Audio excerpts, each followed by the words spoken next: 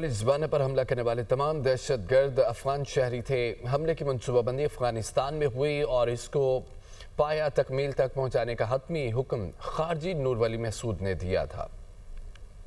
अफगान सरजमीन का पाकिस्तान में दहशतगर्दी के लिए इस्तेमाल। कैडेट कॉलेज वाना हमले में अफगान दहशतगर्द मुलव्वस। वजारत इत्तलात व नशरियात के एक्स पर जारी बयान में कहा गया है कि हमले की मनसूबाबंदी अफगानिस्तान में खारजी कमांडर जाहिद ने की और उसकी हतमी मंजूरी खारजी नूर वली महसूद ने दी। हमले में शामिल तमाम अफराद भी अफगान शहरी थे। हमले में इस्तेमाल होने वाला साजो सामान अमरीकी साख्ता था जो अफगानिस्तान से लाया गया। खारजी नूर वली महसूद के हुक्म पर TTP से हमले की जिम्मेदारी हटाकर जैशुल हिंद नामी तंजीम पर डाल दी गई। हमले का मकसद भारतीय एजेंसी राह के मुतालबे पर पाकिस्तान में सिक्योरिटी खदशात को बढ़ाना था। सिक्योरिटी दराई के मुताबिक दहशतगर्द पूरी कार्रवाई के दौरान अफगानिस्तान से मिलने वाली हदायत पर अमल पैरा थे।